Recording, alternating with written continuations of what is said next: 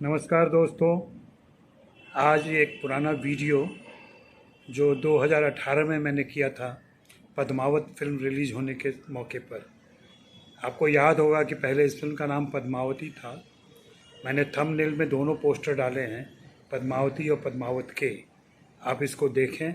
और उस फिल्म को लेके मेरे मन के अंदर जो सवाल थे, मेरे अपने जो सवाल थे, उसको मैंने उठाया है कि यह फिल्म कैसे सती प्रथा का समर्थन करती है और उसको बढ़ावा देती है। भारत में 1988 में सती प्रथा एक्ट आ गया था। उसके बाद से तो इस तरह का कोई काम होना ही नहीं चाहिए था।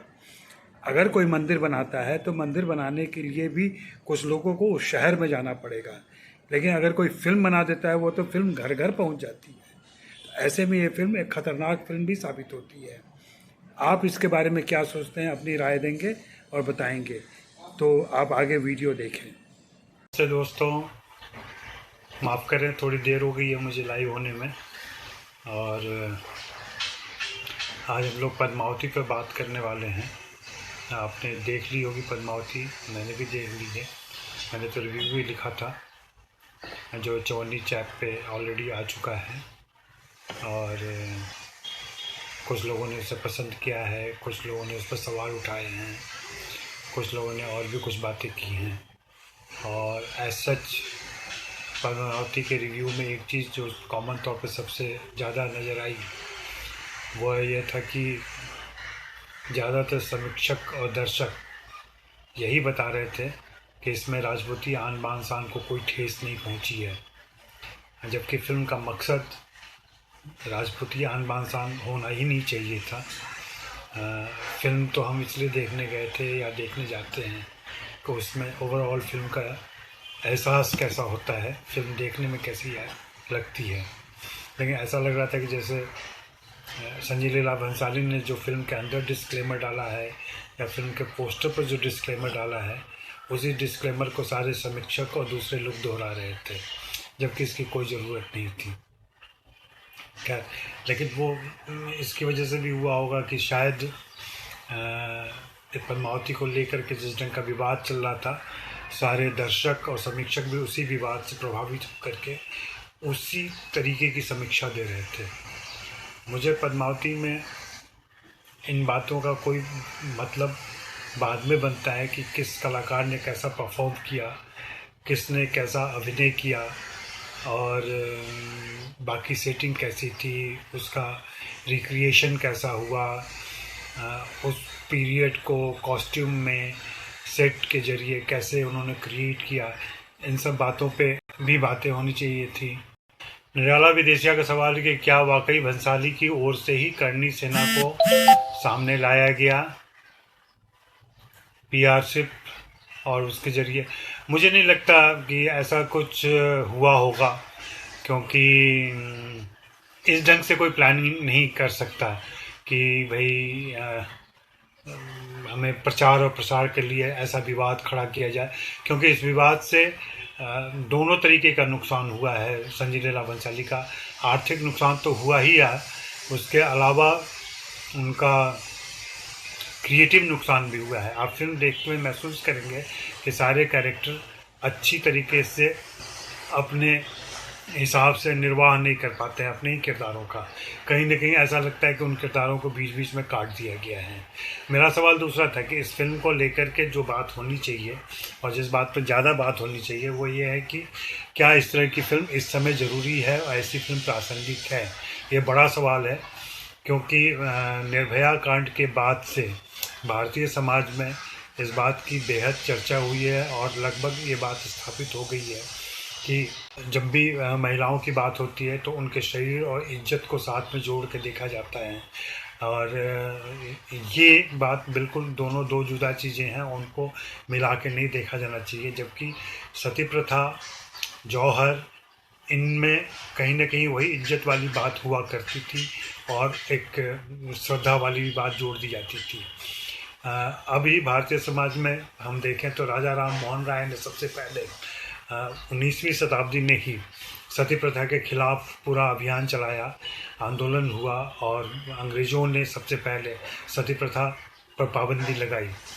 और जब बाद में भी उस पर अमल होता रहा उस कानून में और परिष्कार किया गया और चीज़ें जोड़ी गई और फाइनली 1988 में नए किस्म से और नए प्रावधानों के साथ सती प्रथा एक्ट को लागू किया गया है, जिसमें साफ साफ ये बात कही गई है कि सती प्रथा का किसी प्रकार कोई अगर उकसाए, किसी प्रकार से उसका महिमा मंडन करे, उसकी स्तुति करे, गुणगान करे, तो उसको सजा दी जा सकती है, क्योंकि वो अपराध माना जाएगा। इसके अलावा उसमें ये भी बात की गई है कि सती को लेकर के न कोई मंदिर बनाया जा सकता है, न उसकी पूजा की जा सकती है।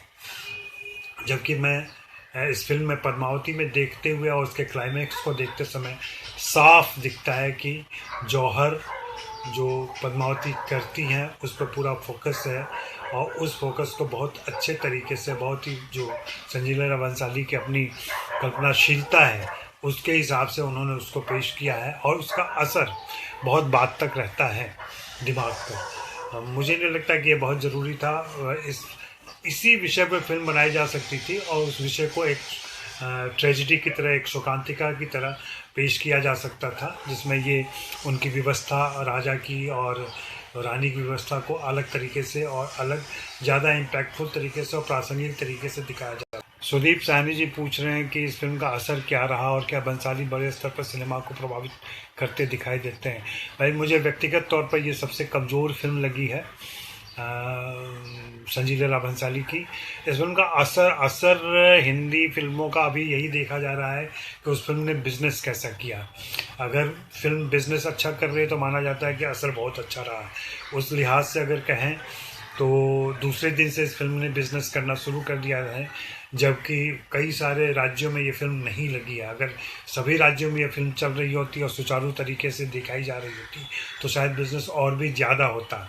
लेकिन बिजनेस से बड़ा सवाल है कि फिल्म अपने कंटेंट में कहती क्या है। जैसा कि मैं कह रहा था कि सती प्रथा एक्ट में मंदिर तक बनाना गुनाह है या किसी तरह की पूजा अपराध है, और यहाँ तो एक फिल्म बना दी गई है। मंदिर बनाने पर फिर भी किसी शहर में एक मंदिर रहेगा जहाँ किसी को जाना पड़ेगा। यहाँ तो फिल्म बना दी गई है और फिल्म हर घर घर में जा रही है। उस तरीके से तो संजीव लीला भंसाली का कि यह फिल्म आपराधिक कृत्य हो जाती है और जिस पर लोगों को और भारतीय समाज के शुभचिंतकों को थोड़ी गंभीरता से सोचना चाहिए और इस पर बहस करनी चाहिए क्या इस तरह की फिल्म दिखाई जानी चाहिए। क्योंकि फिल्म के अंत में जब संजीव लीला भंसाली की फिल्म ख़त्म होती है तो बहुत ही शांत और प्रभावपूर्ण नारी स्वर उभरता है, जिसमें साफ कहा जाता है कि रानी पद्मावती का जौहर अलाउद्दीन की सबसे बड़ी हार थी और चित्तौड़ की सबसे बड़ी जीत। आज इतनी सदियों बाद भी रानी पद्मावती की जौहर की गूंज भारत के हर कोने में सुनाई देती है और रानी पद्मावती को लोग आज भी उस देवी की तरह पूजते हैं जो बुराई का संहार करती है। आप लोगों में से जो इसे सुन रहे हो, क्या बताएंगे कि आप इन पंक्तियों से सहमत हैं और इन पंक्तियों के साथ क्या ये फिल्म सती प्रथा के समर्थन में नहीं चली जाती है। मुझे इस फिल्म को इन मुद्दों को लेकर ज़्यादा आपत्ति है, क्योंकि पूरे फिल्म में जो जौहर है, जौहर की बात को ही स्थापित करने के लिए लगता है कि पूरी फिल्म बना दी गई है, या खिलजी को उस तरीके से विलेन और राजा रतन सिंह को बहुत पाक साफ व्यक्ति के तौर पर दिखाया गया है। आनंद मिश्रा जी का सवाल है, कथानक बहुत छोटा था, दृश्यों को देखते हुए उदासीनता महसूस होने की क्या वजह है। इस फिल्म को देखते हुए शुरू से ही लगता है कि राजा रतन सेन के चेहरे पे एक मुर्दनी सी छाई हुई है।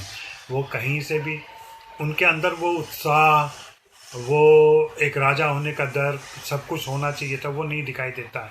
ऐसा लगता है कि पहले से फिक्स कर दिया गया है और चूँकि कथानक मालूम होगा शाहिद कपूर को भी जो उस रोल को एक्ट कर रहे थे कि अंत में उन्हें हारना ही है, तो वह हार उनके चेहरे पर शुरू से ही दिखाई देती है। फिल्म के अंदर कहीं भी वे प्रखर और मजबूत राजा के तौर पर नहीं दिखाई पड़ते हैं। सिर्फ वो डायलॉग में बोलते हैं कि राजपूतों का वसूल ये होता है, राजपूत ये होते हैं, राजपूत वो होते हैं, लेकिन कथित रूप से वो राजपूती शान उनके चेहरे पर नहीं दिखाई पड़ती है। बिल्कुल सही कह रहे हैं विमल चंद पांडे, कैसे कोई सहमत हो सकता है इस बात से। और ताज्जुब की बात है कि लोग उस मुद्दे को, उस विषय को छोड़ के इस बात की तारीफ़ कर रहे हैं कि दीपिका पादुकोण कितनी खूबसूरत दिख रही हैं, दीपिका पादुकोण का जेवर कितना अच्छा है, दीपिका पादुकोण ने बहुत अच्छा अभिनय किया है। जो लोग रंगमंच और अभिनय से जुड़े हुए हैं वे समझ सकते हैं कि अभिनय का उद्देश्य आखिर में होता क्या, आप क्यों अभिनय करते हैं। कोई निगेटिव किरदार भी आप कर सकते हैं, कोई पॉजिटिव किरदार भी कर सकते हैं, लेकिन फाइनली उन किरदारों के जरिए आप कहना क्या चाह रहे हैं। मैं तो अभी भी पूछना चाहता हूं कि संजय लीला भंसाली इस फिल्म के जरिए कहना क्या चाह रहे हैं, उनका उद्देश्य क्या था इसको कहते हुए। क्या केवल एक भव्य सिनेमा उनको तैयार करना था, उस पीरियड को दिखाने के बहाने अपना कौशल जाहिर करना था, या फिल्म का कोई एक उद्देश्य भी होता है जिस उद्देश्य को लेकर के ये फिल्म बनाई गई है। उस उद्देश्य के बारे में अभी तक संजय लीला भंसाली की तरफ से न किसी ने उनसे पूछा है, न उन्होंने कोई मीडिया से बातचीत की है जिससे ये समझ में आए कि फिल्म बनाने का उनका मकसद दिखाई पड़ता है, जिसका घोर विरोध होना चाहिए। क्योंकि आज के समाज में 200 साल के बाद जब राजा राम मोहन राय ने 1828 या 29 में वो सती प्रथा के विरोध में कानून बनवाया था, उस संजय लीला भंसाली की समर्थ कारीगरी के बावजूद एक खतरनाक किस्म की फिल्म है, क्योंकि यह सती प्रथा और जौहर का समर्थन करती है, सती प्रथा और जौहर के समर्थन में जाती है। जबकि इस देश में राजा राम मोहन राय से लेकर के 1988 के सती प्रथा एक्ट तक में इस बात को ज़ोरदार तरीके से कहा गया और समाज ने उसको स्वीकार भी किया है कि सती प्रथा किसी भी प्रकार से अमल में नहीं आनी चाहिए और न किसी प्रकार से उसका कोई महिमा मंडन किया जाना चाहिए। जबकि इस फिल्म का अंतिम प्रभाव जौहर के समर्थन में जाता है, और जैसा कि मैंने पहले कहा, संजय लीला भंसाली की तरफ से ये स्टेटमेंट भी आता है कि रानी पद्मावती का जौहर अलाउद्दीन की सबसे बड़ी हार थी और चित्तौड़ की सबसे बड़ी जीत। और बता रहे हैं वो कि रानी पद्मावती को लोग आज भी उस देवी की तरह पूजते हैं जो बुराई का संहार करती है। एक औरत जौहर करती है, वो पता नहीं कैसे बुराई का संहार करती है। हाँ, उसकी व्यवस्था पर हम जरूर रंज कर सकते हैं, उसकी व्यवस्था पर हम पूरी फिल्म बना सकते हैं, एक शोक कथा के तौर पर